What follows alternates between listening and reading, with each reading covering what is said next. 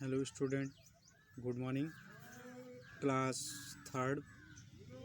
जैसा कि हम लोग पिछले वाली क्लास में हम लोग पढ़े थे फंक्शन ऑफ ऑपरेटिंग सिस्टम के बारे में। तो आज हम आप लोगों को लैंग्वेज प्रोसेसर के बारे में पढ़ा देते हैं। लैंग्वेज प्रोसेसर क्या होता है, कंप्यूटर हमारी भाषाओं को कैसे जानता है, किस प्रकार से पकड़ता है, क्या कंप्यूटर हमारे कीबोर्ड की ही भाषा को समझता है या कुछ और समझता है। तो आज हम लोग लैंग्वेज प्रोसेसर के बारे में पढ़ेंगे। लैंग्वेज प्रोसेसर होता क्या है एक्चुअल में, ठीक है। तो लैंग्वेज प्रोसेसर को आप लोग ध्यान से वीडियो देखिए और पढ़िए, ठीक है। तो डियर स्टूडेंट, देखते हैं हम language processor. Each software is created by writing programs in computer languages. Some of the popular computer language area: Java, C and C++. As we know that a computer can understand only the machine language, which comprises zeros and ones. Therefore, programs written in these languages cannot be recognized by a computer. Here, a language processor plays a vital role in translating the programming language into machine language. आगे हमारा utility software, ठीक है। Utility software perform specific task usually related to managing a computer, its device or its programs. These programs assist in the smooth function of the computer system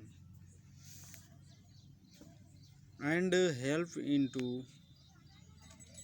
perform better. Some utility help you to avoid virus attack, to take backup of data, to recover data that has been accidental erased, and so on. These include antivirus backup, disk repair, file management, security and network programs. You can buy virus utility programs from Inside's computer stores. Some utility programs are also available free of cost on the internet. फिर आगे है antivirus utility. The provide protection to your computer against virus attacks. They include tools to recover lost file and protect and your machine against system filter. Example: Avast, Avast, Norton, etc. फिर आता है हमारा backup. This is a process of recovering data in case of damage or accidental loss. Occasionally, a hard disk may fail, resulting in the loss of all files stored in it. Hence, an intelligent user keeps his files on backup storage device so that the original files can be restored at the times of such future filters, flash drive example CD and flash drive etc। आता है फिर compression. It is process that shrinks files so that less disk space is occupied. The files that area bigger in size need to be compressed while sending an email attachment. These files cannot be read directly and must be decompressed to their actual form before use. Example WinZip, PKZip, 7zip etc। तो dear student, तो आते हैं हम लोग language processor पे। Language processor होता क्या है? लैंग्वेज प्रोसेसर कंप्यूटर केवल मशीनी भाषा को समझता है। कंप्यूटर केवल मशीनी भाषा को समझता है जो कि 2 अंकों पर आधारित होती है। लेकिन 2 अंक कौन कौन से होते हैं? 0 और 1, जो कि 2 अंकों पर निर्धारित होती है, 0 और 1 पे। तो डियर स्टूडेंट, 0 1 पे आधारित होती है। लेकिन प्रोग्रामर मशीनी भाषा में प्रोग्राम लिखने में असमर्थ होता है। स्रोत भाषा में लिखे ये प्रोग्राम कंप्यूटर के लिए मशीनी भाषा में परिवर्तित किए जाते हैं। ये भाषा प्रोसेसर मतलब लैंग्वेज प्रोसेसर उच्च स्तरीय भाषा को मशीनी भाषा में और मशीनी भाषा को उच्च स्तरीय भाषा में अनुवाद करते हैं। अनुवाद मतलब ट्रांसलेट करते हैं। मशीनी भाषा की तुलना में उच्च स्तरीय भाषा में प्रोग्राम लिखना सरल होता है। 3 प्रकार के भाषा प्रोसेसर होते हैं। लैंग्वेज इज द 3 प्रोसेस होते हैं। फर्स्ट प्रोसेस होता है assembler. What is assembler? Assembler मतलब अनुवादक, जो ट्रांसलेट करता है। वह प्रोग्राम जो कि असेंबली भाषा के प्रोग्रामों का अनुवाद मशीनी भाषा में करता है, असेंबलर या अनुवादक कहलाता है। दूसरा आता है इंटरप्रेटर।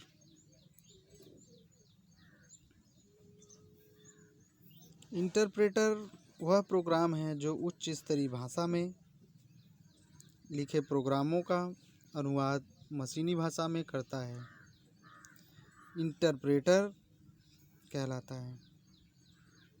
डियर स्टूडेंट, यह एक के बाद एक लाइन का अनुवाद करता है, इसलिए प्रत्येक वाक्य में होने वाली गलतियों को मॉनिटर पर एक बार करके दिखता है। यहाँ पर गलतियों को ढूंढना और उन्हें दूर करना बहुत आसान होता है। कई बार तो हम गलती का तभी पता लगा लेते हैं जब हम कंप्यूटर पर निर्देश टाइप करते हैं। तो इसलिए डियर स्टूडेंट, थर्ड वाला आता है हम लोगों का कंपाइलर। ये कंपाइलर क्या होता है? तो आता है कंपाइलर उच्च स्तरीय भाषा को मशीनी भाषा में परिवर्तित करता है। कंपाइलर उच्च स्तरीय भाषा को मशीनी भाषा में परिवर्तित करता है।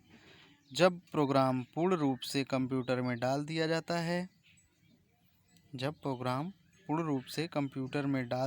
है, तब यह पूरे प्रोग्राम को एक ही बार में अनुवाद कर देता है। इससे शीघ्रता से पूरा प्रोग्राम मशीनी भाषा में अनुवादित हो जाता है। और यदि इसमें कुछ त्रुटियां मतलब कुछ गलतियां हैं, वो एक ही समय में स्क्रीन पर प्रकट हो जाती है। मतलब जितनी भी गलतियां हैं वो प्रोग्राम को डालते ही वो सारे पे रेड लाइन एक ही बार में सब दिख जाता है। जब सभी गलतियां दूर कर दी जाती हैं, तो उस प्रोग्राम को फिर से अनुवाद किया जाता है। तो ये रहा डियर स्टूडेंट हम लोगों का लैंग्वेज प्रोसेसर। ठीक है, अब हम आपको बताते हैं ये यूटिलिटी सॉफ्टवेयर क्या होता है। ठीक है, तो यूटिलिटी सॉफ्टवेयर को हम आपको बताते हैं। What is utility software? Utility software को सर्विस प्रोग्राम के नाम से भी जाना जाता है। यह एक प्रकार का कंप्यूटर सॉफ्टवेयर है। इसे विशेष रूप से कंप्यूटर हार्डवेयर, ऑपरेटिंग सिस्टम या एप्लीकेशन सॉफ्टवेयर को व्यवस्थित करने में सहायता हेतु डिज़ाइन किया जाता है। यूटिलिटी सॉफ्टवेयर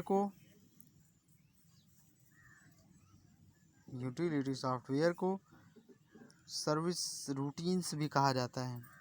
तो कम शब्दों में हम कहना चाहते हैं कि यूटिलिटी सॉफ्टवेयर वे सॉफ्टवेयर होते हैं जो कंप्यूटर को रिपेयर कर कंप्यूटर की कार्यक्षमता को बढ़ाते हैं तथा उसे कार्यशील बनाने में मदद करते हैं।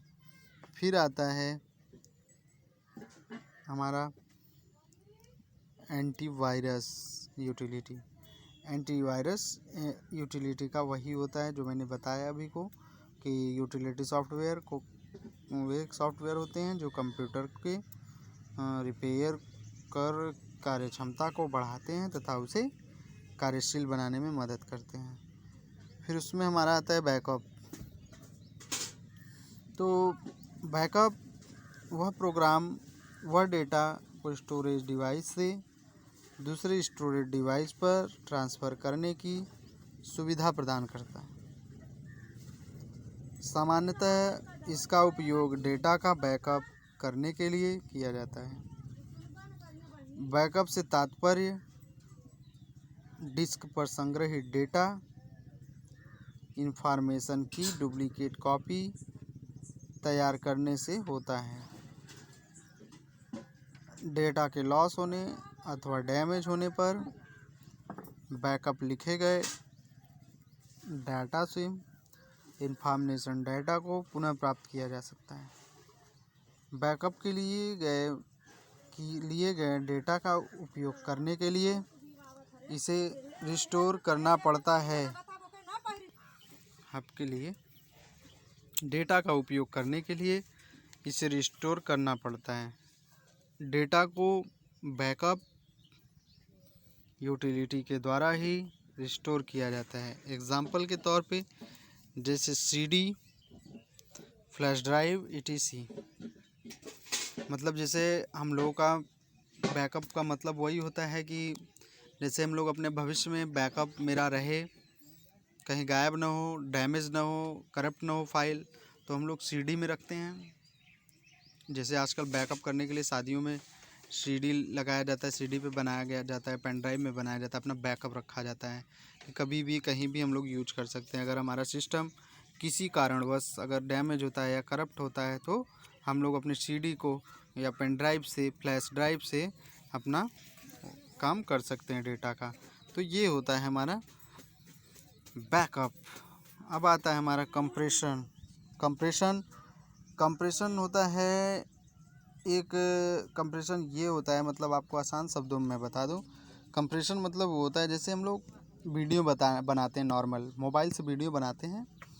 तो मान लीजिए हमने 10 मिनट का वीडियो बनाया, वो आता है 1000 MB या 15 MB या 10 MB जो भी आता है। तो हम उसे अगर कम करना चाहें, कम करेंगे तो जाहिर सी बात है हमारे कंप्यूटर और मोबाइल में स्पेस कम लेगा और कार्यक्षमता को बढ़ाएगा। तो उसी प्रकार कंप्रेशन एप्लीकेशन का हम लोग यूज करते हैं और यूज करके उसे कम करते हैं। तो कंप्रेसर यूटिलिटी का प्रयोग डेटा को कंप्रेस करके उनका साइज छोटा करने के लिए किया जाता है, जिससे परिणाम स्वरूप वह मेमोरी में कम स्पेस लेता है। डेटा का साइज कम होने के कारण डिस्क की स्टोरेज क्षमता बढ़ जाती है तथा डिस्क पर अधिक डेटा स्टोरेज किया जा सकता है। किसी भी कंप्रेसर डेटा फाइल को सीधे सीधे प्रयोग नहीं किया जा सकता, क्योंकि कंप्रेशन डेटा को पहले वास्तविक रूप में लाया जाता है, जिसके लिए कंप्रेस्ड डेटा को पहले एक एक्सट्रैक्ट करना पड़ता है। कंप्रेशन डेटा फाइल जिप को फाइल भी कहते हैं, क्योंकि यह फाइल जिप फॉर्मेट में होती है।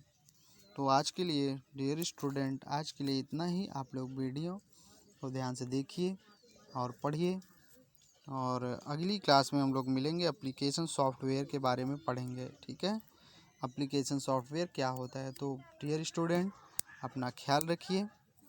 Thank you.